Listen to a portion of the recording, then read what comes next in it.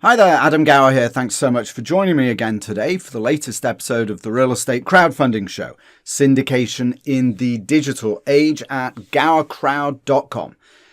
Now, I can't tell you how many times when I've been raising capital for a project or fund or presented a deal to investors that after I've sounded off the main financial points, I'm asked, okay, so what's the story here? Numbers grab attention, but stories sell deals. So when I heard that there was this guy, Park Howell, out there whose entire life revolves around the business of story, I was fascinated to find out more. And as he was kind enough to appear on today's show, you can listen in to what he has to say. Here's what you're going to hear about: the and, but, and therefore of storytelling, how stories sell, how to tell your story online, and much more. In fact, telling your story effectively is fundamental to raising capital for your real estate projects. And there's a real art to how to do that now that you can reach out to basically every accredited investor in the country and beyond to tell them why they should be investing in you and in your deals. And I explain exactly what is that art in some advanced training that you can access at the show notes page for today's episode at GowerCrowd.com. Just hit the Insights button there on the homepage and you will get to the podcasts. You'll also find some short extracts from my conversation with Park, as well as links to more information about him and his amazing programs. That's GowerCrowd.com, and you can find the podcasts again by the Insights menu tab. And now, once upon a time, there lived a storyteller called Park Howell. Right, Park Howell, I have a question of you. Okay. First, I want to know your story. Your story. My story. I grew up one of 7 kids. We were all born in 9 years. So it was like, Sleeping Beauty and the 7 Dwarfs. And we were always fighting for attention, I swear to God, although our parents always gave us plenty of attention. My dad had one rule at the dinner table that I think pretty much sums up the Howell upbringing. His rule, as we all 9 of us got around there ready to eat, said, you have to keep 1 foot on the floor. Everything else goes. He was a great man. He passed away in December last year after a long and wonderful life. And I got my storytelling from the Norwegian that grew up in North Dakota. I was always fascinated with music, with the arts, with performance, with Broadway as a kid growing up. Went in, I got a degree in music composition and theory. And I got a second degree in communications because I figured I could probably make a living in communications, but maybe not as a composer. Yet now, all these years later, after 35 years of being in the advertising branding world, I really brought those 2 worlds together. This idea of the applied science and bewitchery of storytelling and how it works in the world of commerce and advertising marketing, especially in this day and age, when we are all so bombarded by so much communication that our brains just go. And yet I found, Adam, that the secret is the primal power of storytelling and using narrative frameworks, actual frameworks that you become intentional about using that cut through the noise, the cacophony of communication, connect with people on a very primal human level and move them to action. And that's why today, after running my own ad agency for 20 years, that now I consult, teach, coach, and speak on the power of brand storytelling to help you connect and move people to action.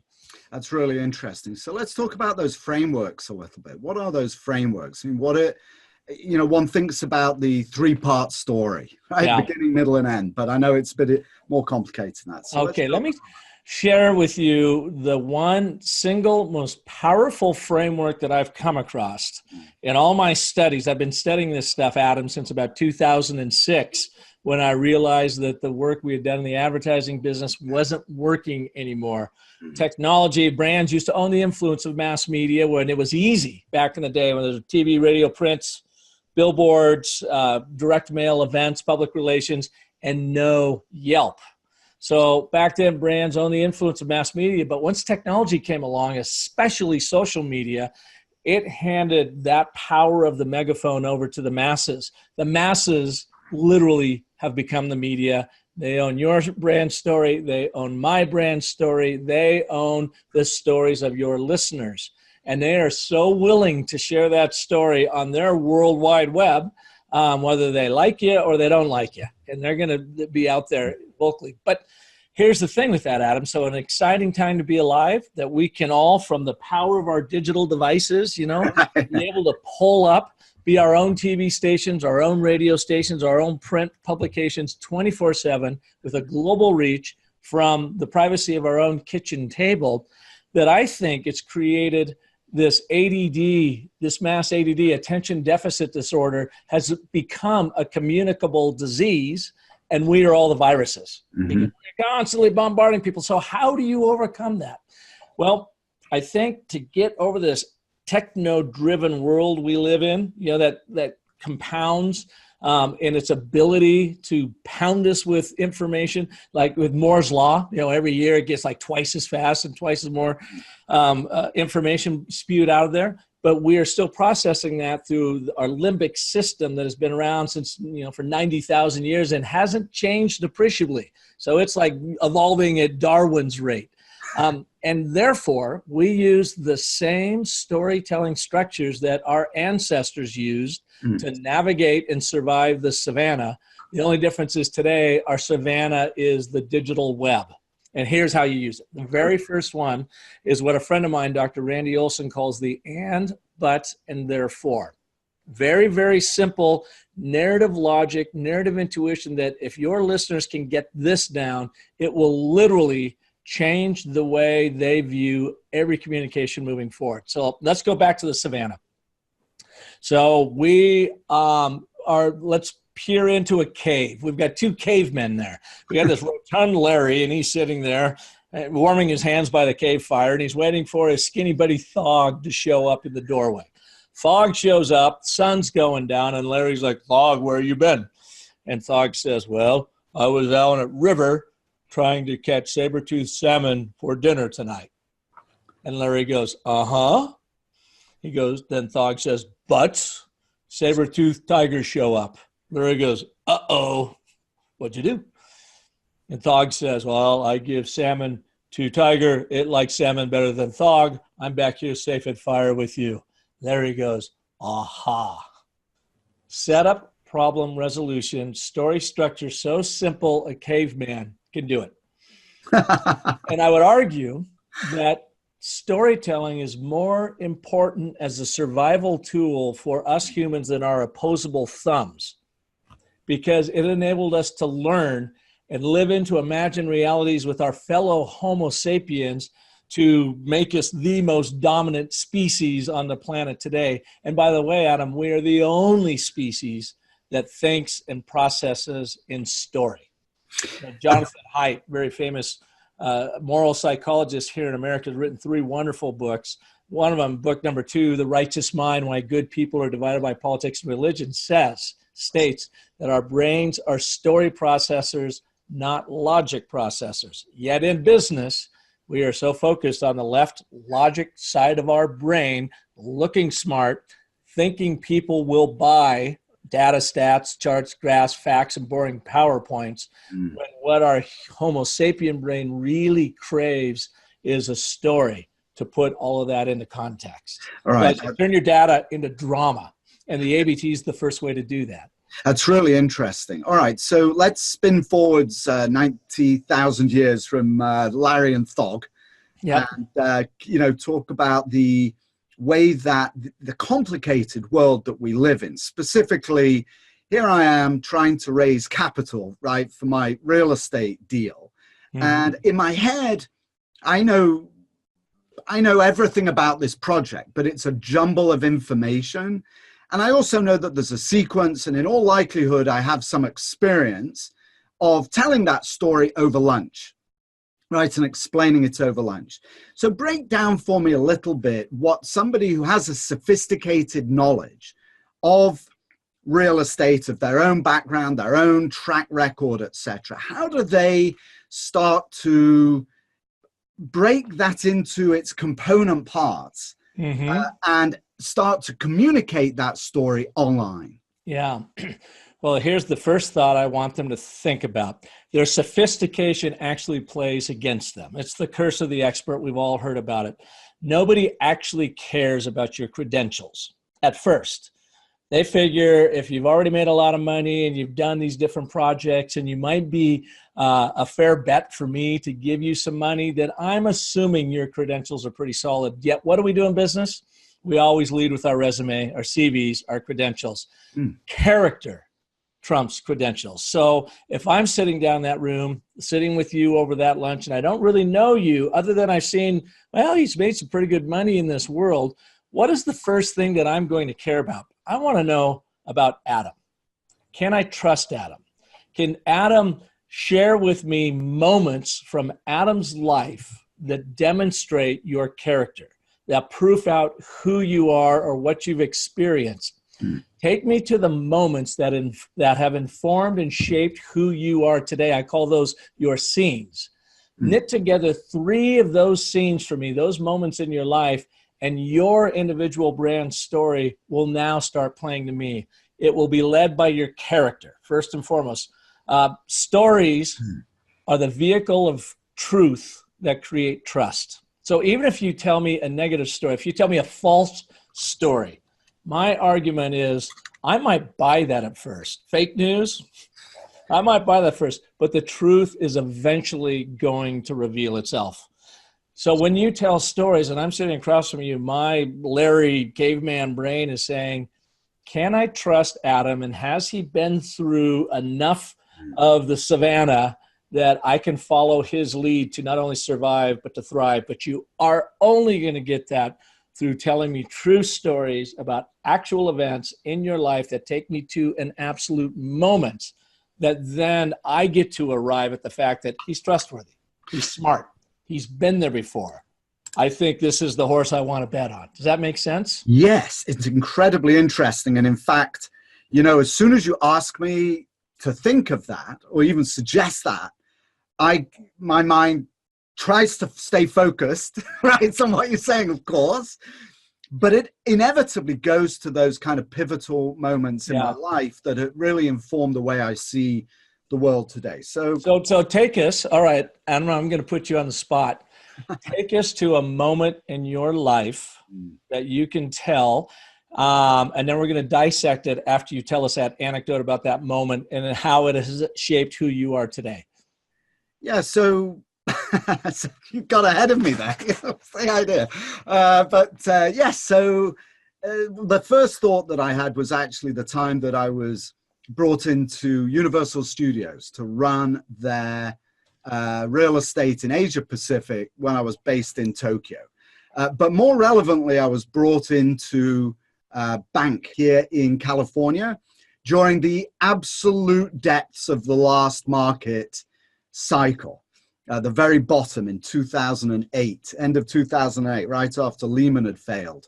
And it gave me that whole experience gave me a very profound sense of, actually speaks to your question, right? How do you know this is a good deal? How do you know this is a credible? So Adam, yeah. So good. So you've given us a timestamp, 2008, the depth of the depression. Everybody can relate to that. You are now in LA, you said, given us a location. And overall, you experienced a lot. But now I want you to take us to a particular moment that really stands out in your mind and I was sitting in the conference room and I saw this go down and blah, blah, blah, and this happened. And that's when I realized this bigger picture.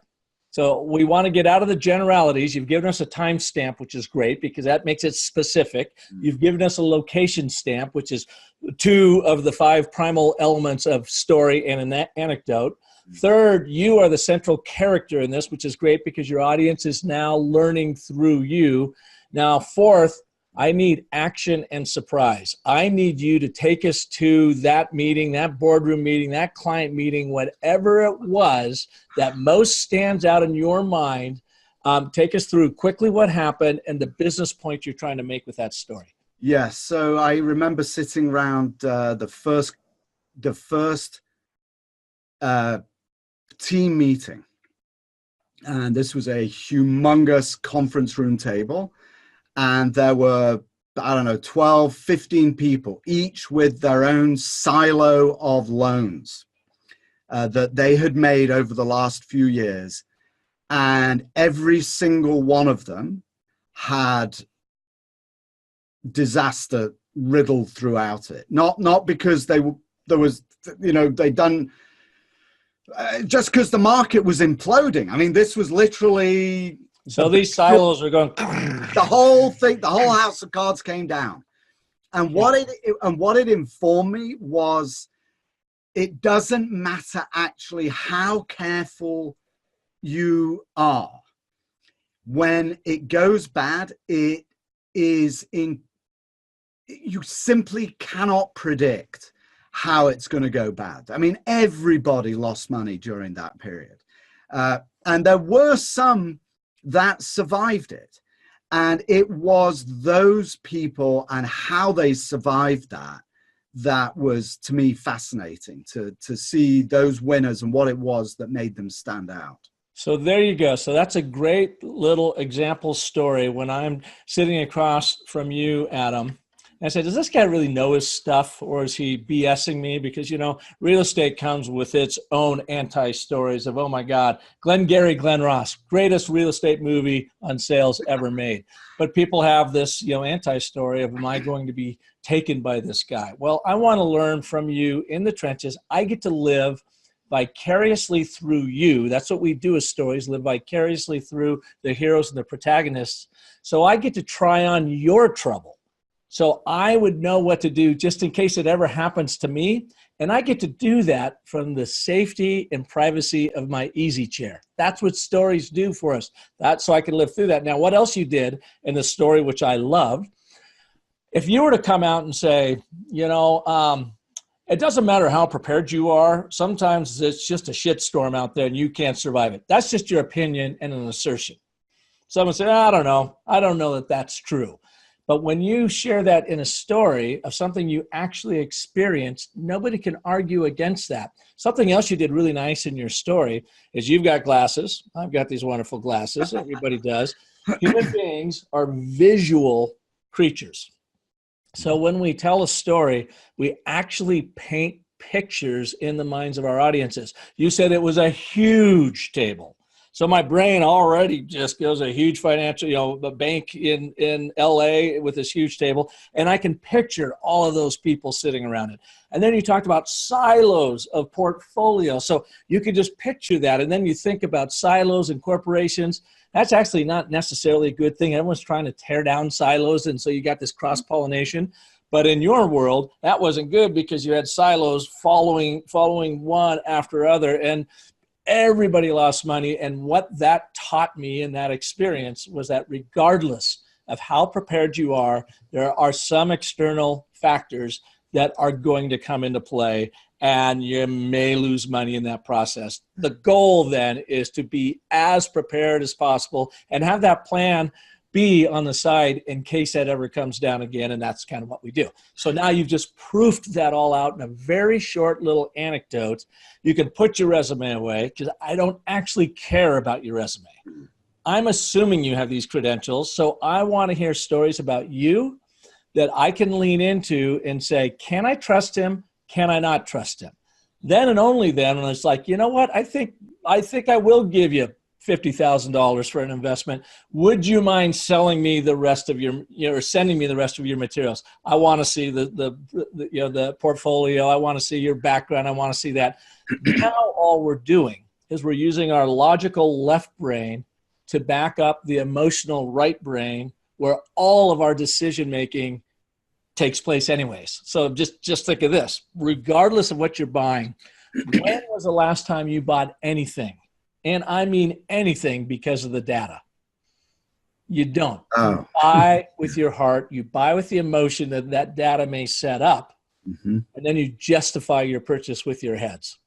Robert McKee, a famous legendary screenwriting coach, he does this seminar over in LA, the Sheraton LAX, 4-day seminar called Story. And he has more Oscar-winning writers come out of that than anybody. I attended it in 2010. I wanted to not write a movie, but to understand what could I learn from this that I could apply in the business world. My son, who's in the film world, joined me as a screenwriter, went through it.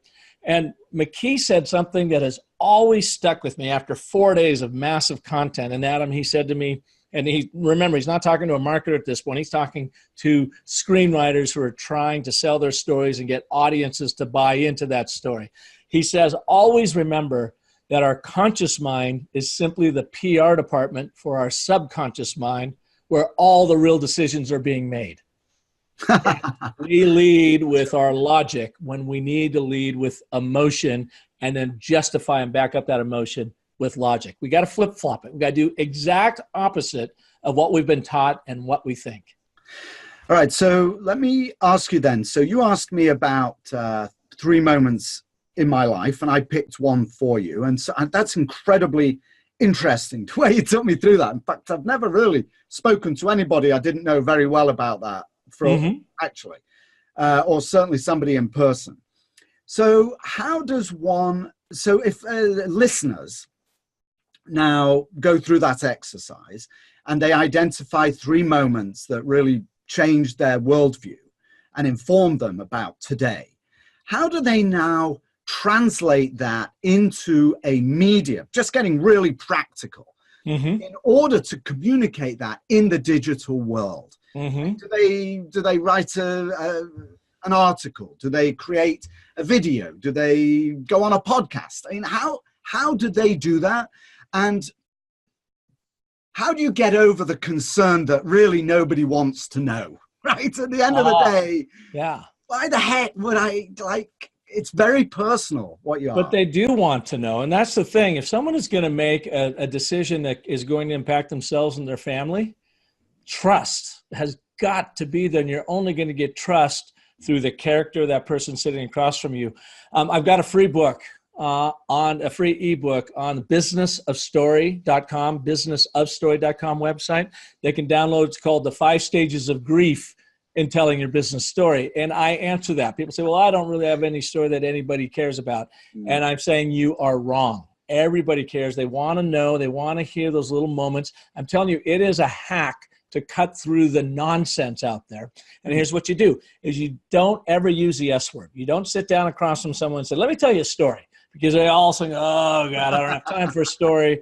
I don't believe it. You're trying to manipulate me with a story and all these things.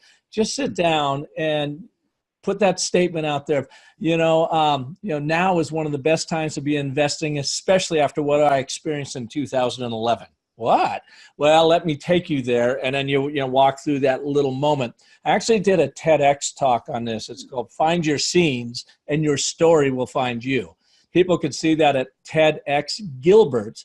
And it takes you through, in the 20 minutes I had to present, the 18 minutes I had to present, how exactly to go and find these stories and then share them with people. And I have a ton of example stories in there.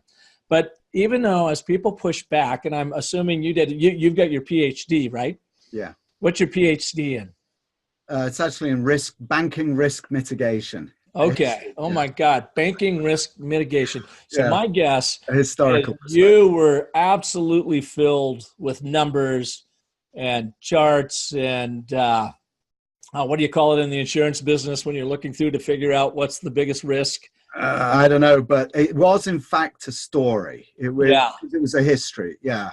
I did do data analysis, but it was more the person, because it was a history. So everyone, they're long gone.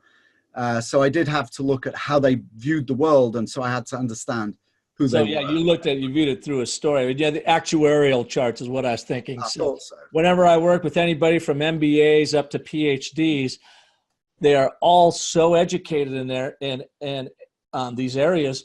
But how we taught? We were taught by rote. We're taught by practice these skills here, but very, very rarely, if ever, are we taught how to put it in a context of a human story. So when you ask a question and people say, well, nobody has a story that they care about hearing from me, that's the exact wrong answer. It's just that nobody has showed you how to use this. And how am I ever going to get to know you if I'm sitting across from you, or if you're online and I don't get a chance to sit across from you? How am I ever going to know and trust you if you don't open up your kimono, show your vulnerability, take us to times where you completely blew it and what you learned in that lesson, and take us to times where you were very victorious and you won in that lesson? I had a guy on my podcast. I do a weekly podcast, comes out every Monday, story artists around the world, brilliant investor. And he sat down and he told me it was 20 years of success stories of investing, especially in the tech world.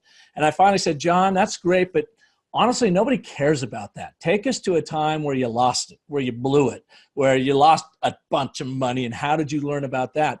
Man, that was the part of the show that people leaned into, and he, cleared his throat. Well, there was this one time he was very uncomfortable about it, but I tell you what, my listeners only cared about that. They don't care about the successes. They assume you have those. They want to hear about them, but they're more interested in where did you fail and how did you overcome. Fascinating. That's all found in our stories. And that's why you got to open up the kimono, have the guts to be authentic, and share the true stories about who you really are. It'll be the number one best brand differentiator you will ever do in a very, very crowded real estate business. How fascinating. So when does storytelling end? So I've got three notes here about stories. You talked about, now you're talking about the story of the principles, right? The people behind the deal and behind the company. But what about when you want to describe who your company is and your track record, or the actual mechanics of the deal itself? Here, we've got a building at the corner, a walk and crosswalk. Do you want to invest? Yeah. Is there a point? Obviously, there's a point at which you do share data and numbers, but is that also interwoven into a story stream? I mean, does storytelling ever end? No, because we are storytelling animals. I mean, that's literally what has made us the most aggressive, invasive species ever. So no, story doesn't ever end, but you're right. You're going to have to now prop it up with your data, stats, and facts. But here's what happens. When you start with a story, you literally see your audience lean in a little bit. Sometimes they don't even realize they're doing it. That's their brain going, oh, he's telling me a story. And then they're like, okay, yeah, I get that, man. You've got me hooked. But the skeptic pops up. Prove it. Well, let me show you some numbers. Right. Then you bring in the numbers. But we do just the exact opposite. We lead with data and we forget the drama.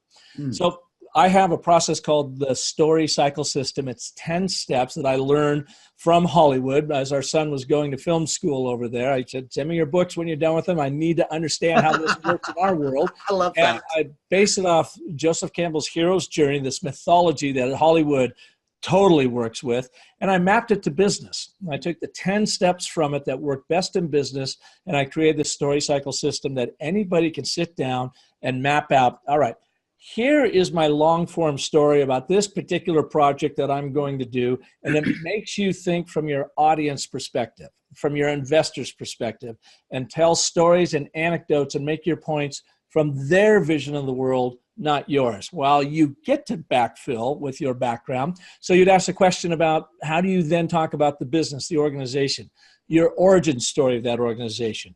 Take me to the founders. Why did they build it in the first place?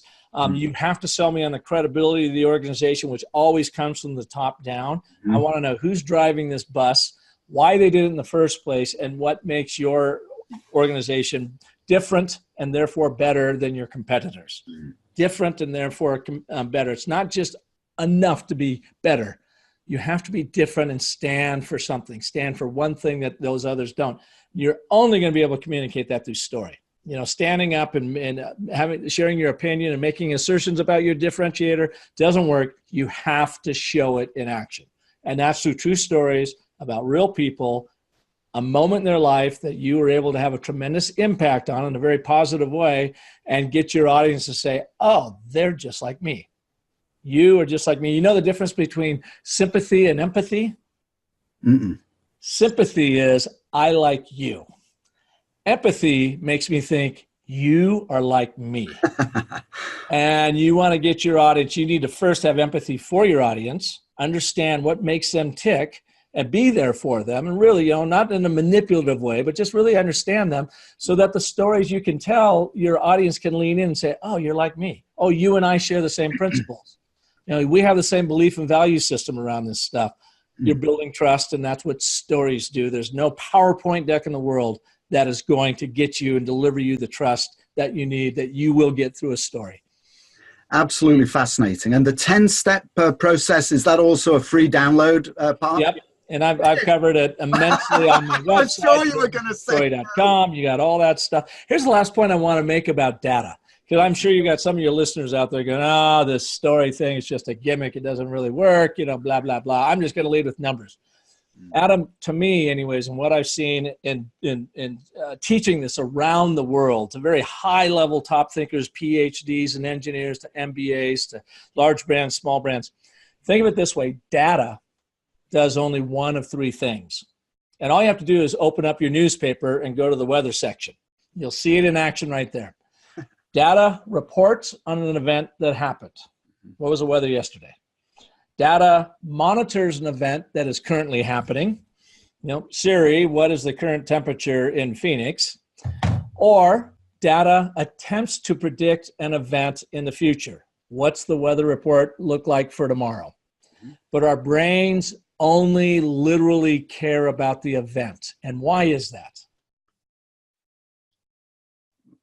Because it's going to affect us directly, right? And if you go, as basal as possible, events can kill us. I see. Data can't. Yeah. Catch your death of cold if you don't dress properly per what the data is telling you. So our brains are always processing in story. What does that event look like? Where am I going to be? How do I need to dress? How do I need to protect myself? So in business, when we lead with data, our brain is just going, I don't know what the hell you're talking about because you don't have it in context for me. Place the context first. A story is like a Trojan horse. That Trojan horse is filled with the data points you're going to make, but roll it in through the context of a story or anecdotes, and then release the data as needed to help your audience proof out the points you're making. You've connected with them on a very emotional level. Phenomenal. Park. Yeah, I could listen to you all day. Oh, believe me, my wife says, God, can you talk about this all day long? And I go, you talk about data, please. Anyway, so look, I know we're running out of time. So if you don't mind, I really could talk to you for a long time. I'd love to talk to you again sometime. Absolutely, anytime. Thanks, Park. Let me ask you three, if I may. Yep. 3 sign-off questions that I ask all of my guests. All right? You got it. Go into a book or a video or something at some point. First question. What's the most important thing? Again, I'm a real estate syndicator. So the most important thing somebody syndicating real estate online should keep in mind. What would be the most important thing they should be thinking about? The very first thing is learn the and, but, and therefore construct. It makes you get super clear in every single communication you are ever going to do, and it gets your brain thinking in narrative structure of setup, problem, resolution. Again, you can go to Business of Story, search and, but, and therefore, or ABT, and you'll find a ton of resources right there. That's the first thing. That I would have them do, because that's your first step into becoming a much better storyteller. Fascinating. I'm gonna start thinking about my entire world in those terms. I'll tell you that from now. Second question: what's been the hardest lesson you've learned online since you've entered the digital world, if you like? The hardest lesson I've learned online is, people are always pushing video. You got to do video. You got to do video. And so I tried that, and I did it a couple years ago, and I think it's good. I love what you're doing here and whatever. My hardest lesson is I never felt comfortable in front of it, even though I can get up in front of thousands of people and speak, which I do, around the world. When I try to do my live sessions and video, if it's just me on or whatever, and I don't have a give and take, I find it very, very uncomfortable for me. Yeah. It's just like too self-referential or whatever. Right. So my hardest lesson is when I was going in and said, folks, I'm going to bring you a show every week. I got into that about 5 weeks, Adam, and I realized I was uncomfortable. It wasn't me. I didn't feel good about it. And I just shut that little bit down, that strategy down. And I kind of felt like a failure in that process. But I think, so what I learned is I felt like a failure. But number two is you got to try this stuff because you don't know what's going to work and what's not going to work. So go for it. If it ain't working for you, pivot into something else that does. And so that's what I would say would be my greatest learning experience online. Fantastic. And my last question, what are your key daily habits that make you successful, particularly online? And and this is, I don't know if this is necessarily good. I was just talking to Luis Medina, creative director I work a lot with. I get up very early, do a little bit of exercise, walk the dog. Sometimes I don't, like I didn't today because I was so backed up with work that I start working very early at 6:15, 6:30 online, just trying to get to figure out what's the universe look like, who's reached out over the evening. I try to get a little bit of that done with a cup of coffee first and foremost. And then I kind of put it to the side and get all the rest of my work done, throughout the morning. And then I'll go back in maybe early afternoon, jump online and look at it again. So what I've learned is if I don't do that, I start spending way too much time online. And I think that is as much of a procrastination thing than it is actually being productive on there. So I think chart it out, carve yourself a certain amount of time to get your work done online, and then turn it off and go and do your other things. Get out and meet people one-on-one. Do the physical stuff. Park Howell, you are a great pleasure to talk to. Mr. Storyteller, thanks so very much for your time today. Adam, thank you. And what I'd like to leave you and your audiences with, something I've learned over the last decade of doing the story thing, is no matter how proficient you come at storytelling, remember that the most potent story you will ever tell is the story you tell yourself. So make it a great one. Thanks for having me, Adam. Thank you so much. That was Park Howell, storyteller supreme and developer of the Business of Story program. Be sure to go to the show notes page at GowerCrowd.com where you'll find a short video called Business of Story Masterclass. Be sure to watch that to find out about Park's upcoming online seminar. And while you're at the show notes page, check out the advanced training I've put there for you, where you'll learn how to raise money for your real estate projects online. Again, that's GowerCrowd.com under the Insights tab. Hey, thanks for listening, and thank you, Park Howell at the Business of Story, for being such a great guest and for sharing your amazing story with us today. That's it. I will see you next time, and in the meantime, this is Dr. Adam Gower signing off.